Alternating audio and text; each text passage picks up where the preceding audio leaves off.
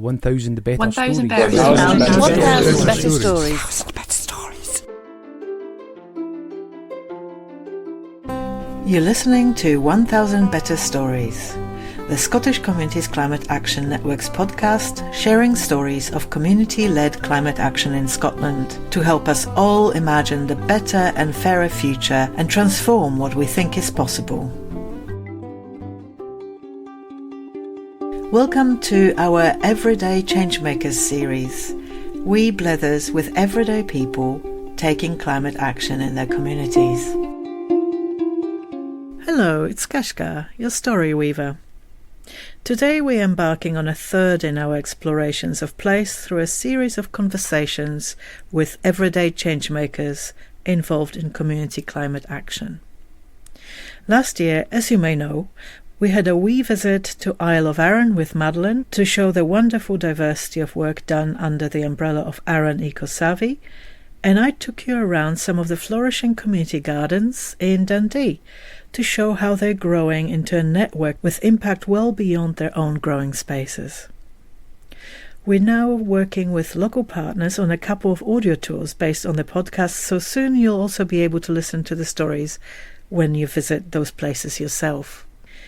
In this series, I'll be taking you around Inverness in 5 interviews with people from Inverness Foodstuff, Eden Court, Altnaskjagdel, Homegrown and Friends of Merkinch Nature Reserve.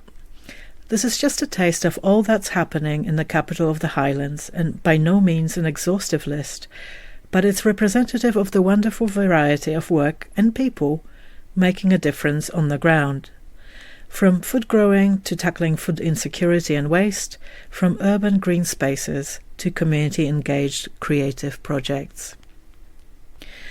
I arranged the meetups around our Inverness Scant gathering in mid-September, and to continue with the theme of a cycle tour from my Dundee visit, I booked my trusty bike to come along with me on the train.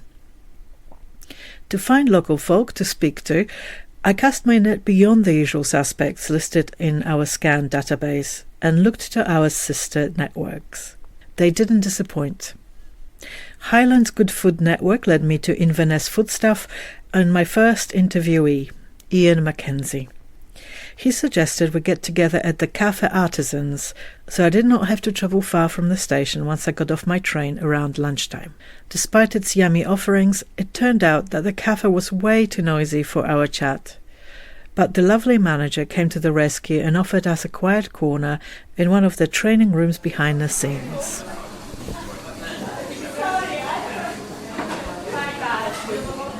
My name is Iain McKenzie and I'm the Vice Chair of Inverness Foodstuffs, and I live here in Inverness. What does Inverness Foodstuffs do? Well, we started 8 years ago, whatever that would be, 2015. It started through one of the local ministers and she pulled a few folk together. So she'd looked at trying to pull together an ability to feed people who were unable to get food for themselves. And it started with about half a dozen volunteers providing meals 2 days a week, and we borrowed a local cafe, a volunteers cafe, so we cooked the food in Nestbank Church and we dragged it across the city into another little cafe and we served it there a couple of days a week. It was really rustic. Tell me about a favourite place or a thing about the project that you're involved with. I said to you, we started doing it a couple of days a week and we really have grown. Now we pretty much lease Nestbank Church Hall most of the week, and we're providing now 3-course meals 3 days a week, and we're doing it all with vegetarian food, which is a real interesting bit. Nobody ever suspected that. Now, that wasn't a philosophical decision in the beginning. It was purely and simply the regulations for environmental health to store any types of meat were just more than we could manage in a rented space. We needed so many fridges and freezers. We didn't have the space, we didn't have the money, so we decided not to do meat and we only did vegetables. And that's what we still do. And lots of people said then that homeless folk would never take vegetables all the time. I don't think anybody notices that it's a vegetarian meal. It really does tackle the whole issue of food waste as well. I think for most of us as householders in Scotland, we buy way more vegetables than we ever eat. And supermarkets make that easy for us because they package it in bigger packets than most of us would want. And so much of it just goes bad and it just goes back into landfill. And our ability to actually soak up a significant amount of waste vegetables is I think a brilliant thing. And to be able to do that and feed people in need at the same time is something pretty special. I think that is what it is that's special about the project. Do you have like a special moment or memory or? I think one of the things that we've started from the beginning is our use of language becomes really important. So we tend not to separate people out into staff and volunteers and users or clients would be normal language. We actually just call everybody participants because we all participate in the same project.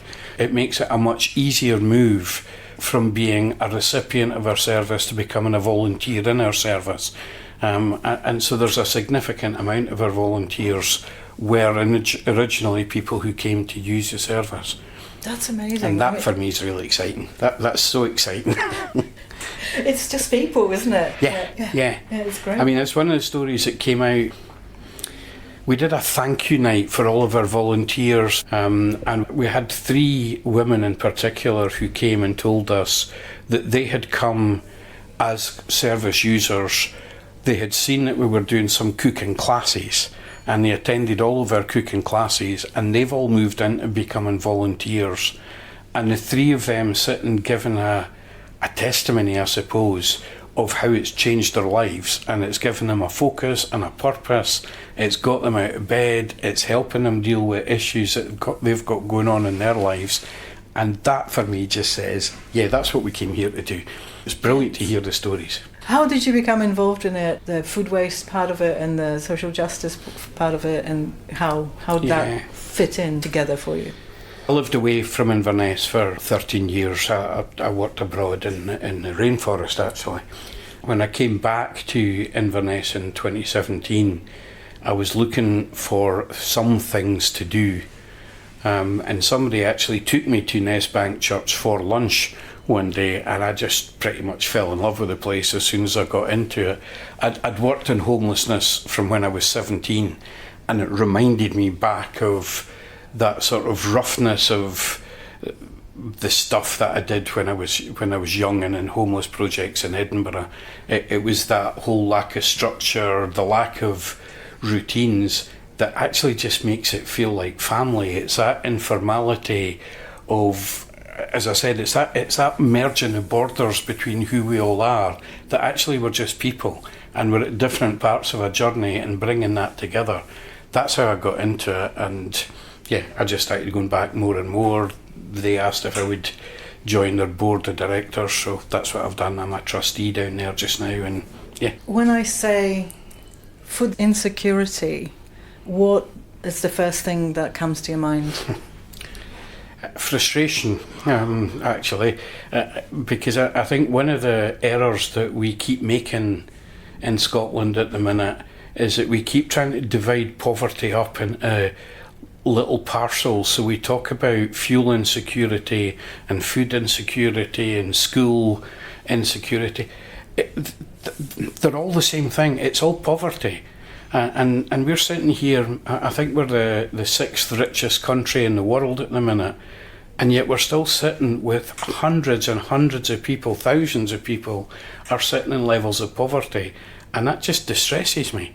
It really distresses me, and you know, we just keep cutting it up like, you know, if somebody's in fuel poverty, that's their only problem. If somebody's in fuel poverty, then the rest of their life is in poverty as well. You can't pick out 1 and 2 bits like that. So food insecurity is part of a much bigger picture, and until we tackle poverty and deprivation, it's not going to change. Can you comment on how that links into climate emergency? It's this whole business of how can we possibly have so many people being hungry and so much food going in landfill. It doesn't match, and it's a real frustration that we can't actually make these things happen. So I'm really pleased that people like FareShare have stepped into the market, and they're not handling waste food, they're handling surplus food. There's a significant difference between surplus food and waste food. We actually engaged with the manager of the big Tesco stores here in Inverness, and he told us that all it takes is for a couple of cooking programmes on TV to come and talk all about cooking fish, and their sale of chicken can go down by 20%. And that's not anything the supermarkets can control. But then when the supermarkets go to restock their shelves, they buy 20% less chicken from the suppliers. So the suppliers are left with all of this food. And that's where a lot of FareShare can actually get in and get the fresh foods from suppliers. That's even better because it's got longer dates on it. So the use of surplus food is absolutely crucial, and I'm so pleased that organisations like FareShare get into that. We then also get a lot of the waste food, and that's the stuff that supermarkets share with us. I'm sometimes a bit cynical about how supermarkets use charities to actually clean up their act, and they can reduce their amount of waste, so they look like they've improved their footprint by dumping it on us. But sometimes the dates are so late that we can't use it either.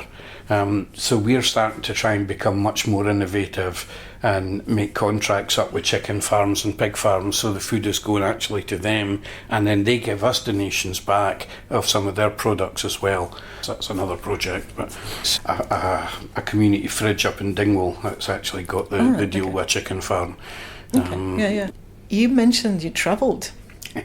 So what's your favourite part of the world that you visited or lived in? Yeah, I've only lived in two places. I've only lived in Scotland, and I lived in Honduras in Central America. So my wife and I went out and built a children's home out in Honduras, and I'd gone out to visit Honduras a couple of times, and we really saw huge amounts of poverty out there. I mean, real active people starving to death poverty. And we came to the conclusion we can either come back and complain about it, or we could go and do something about it. So we did. So we packed up and went out there for 5 years and stayed for 13. You obviously enjoyed it in some way. What was the favourite part of it being there? Or was there a favourite part of being there? I suppose knowing that you've actually been part of saving people's lives is really exciting. I think of one little girl, we'll call her Carla, that came to us. Her mother had remarried, and the new father refused to share any food with this woman's daughter from a previous relationship. The only thing he actually did for her was he dug a grave when he was waiting for her to die. And she came to us when she was 8 years old, and she was only 37 pounds in weight. I've never seen anything like it. We couldn't even get her to drink water. We couldn't find a vein to put an IV. She was so dehydrated, and we sat just giving her a teaspoonful of water every 15 minutes. And then, just took her on. And she's just turned 19, and she's at university studying to be a teacher, and she's actually just had her baby. And that stuff just breaks my heart. As you can see, what a privileged life. Privileged life. I've had to be part of things like that. Thank you for doing that work. It's really inspiring. So Inverness, it's the heart of the Highlands. Yeah. Well, the capital of the Highlands anyway. What are the unique challenges of the type of work that you do in Inverness? I think one of the biggest issues up here has still got to be the insecurity of accommodation. The lack of housing up here, the lack of housing in Highlands is really very different from a system in Edinburgh. We've got entire communities up here that have been bought up as holiday homes, and they're sitting being occupied for 8-12 weeks a year, and that's got a huge knock-on effect because families tend not to buy from their local store. They bring the stuff with them from their big supermarkets, So the kids are not going to school here, so they're not buying from the local shops. So it's a real detrimental effect on the communities. And of course it also means that houses become unaffordable. There was a big article in the local paper a few weeks ago here. There was one property for rent in the entire Inverness area. And we've got over 8,000 people on our house and waiting list in Highland. And I mean, it's madness. Mm-hmm. We're sitting there with houses that are unoccupied for 30, 35 weeks in a year. And we've got people sleeping on the street. We've got people living in pretty crappy HMOs and things. And the solution's there. Now, let's look on the bright side. What is the advantage of the kind of work you do, being based in Inverness?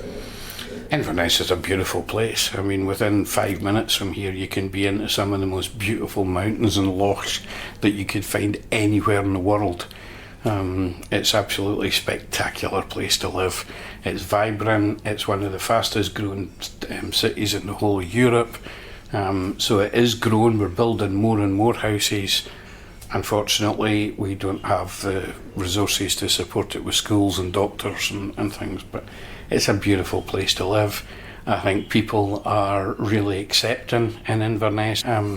We had a Pride March a few weeks ago, and I went on the Pride March with some people, and yeah, we'd expected people to be protesting against us, and we never saw any of it. In fact, the entire length of the march, there was people along the side of the road applauding, and I just cried most of the way around it. Absolutely spectacular thing to see, and yeah, I love Inverness. I love the people of Inverness. I think they're great folk. What gives you hope? Oh, that's a hard one. What gives me hope is that there are people who are still out there willing to help. There's people who are still willing to give their money, give their time, give their energy to work and support people who have got less of any of these things in their lives. And I think that's the only thing that can ever give me hope, is to actually let people see there is another way. Brilliant. What are you going to be having for tea tonight? Fish pie. And the final question, we're sort of trying to imagine the future. And if you could try to imagine that we've all done everything that we could to stop the climate emergency, stop all the other emergencies, and create a better, fairer world for everyone. Picture in your mind Inverness, and if you can share one memory from that future with everybody. As often, to prove the positive, I would start with a bit of a negative. People ask me a lot about how did I settle back into Scotland, having been away. And I think the way I often describe it was when I left Scotland in 2004, I would have said that we were on a journey to becoming a much more inclusive and accepting society. And when I've come back, it looks to me like we missed the station. And we've moved into becoming a much less accepting, a much less tolerant society. And I'm not quite sure how that happened. Now, I suspect that we could wrap it up in the way that Brexit and independence arguments were held, that they generated a huge amount of anger and hatred that I don't recognise in my country. I see people jump very, very quickly from disagreeing with you to being angry and accusatory with you, and I don't think that was the Scotland that I'd envisaged. So the Scotland I would like to see 10 years from now is a much, much more tolerant, accepting, peaceful, less angry society where we actually get along, and it's okay to disagree. It's okay to have a different opinion. It doesn't make one of us wrong. It just recognises that diversity of people, the diversity of our experience, of our beliefs, and actually it's just okay to be different to me. that's okay. In fact, I really hope people are different to me. I didn't want to see lots of me around here. I just want to actually get on with folk. Well, thank you so much. I was just going to ask why you suggested this cafe to meet up in. Anything I try and do, I would always try and direct it towards the third sector or social enterprise. Yeah. There's 3 organisations around, they're particularly in the delivery of food. There's Inverness Foodstuffs, Highland Third Sector Interface. I've got a cafe called 1668, and here at Artisans. And I think all 3 of them do absolutely tremendous work, slightly differently. Cafe 1668, they've got a project that's in the custody suite, so it actually supports young people and women who are first-time offenders and try to divert them into other routes, and they use their cafe a lot for doing that, for training volunteers. They also use a huge amount of waste food. Artisans has been much more about young people coming out of care, people who have had poor mental health for a while. So they provide a lot of training and employability opportunities here. So most of the people who are working here are people who are going through some sort of training. This is run through an organisation called the Calman Trust. And again, I just think all 3 of them do absolutely brilliant jobs, slightly differently, slightly different emphasis, but they all work closely together.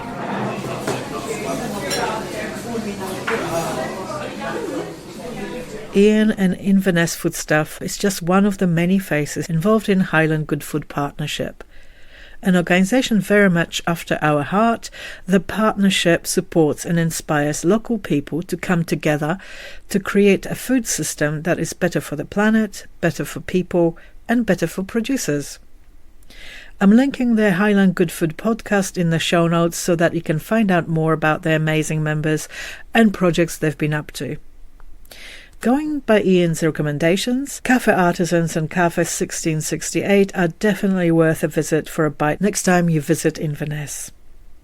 Another place for great food, especially if you're looking for something specifically vegetarian or vegan, is Velocity Cafe and Bicycle Workshop.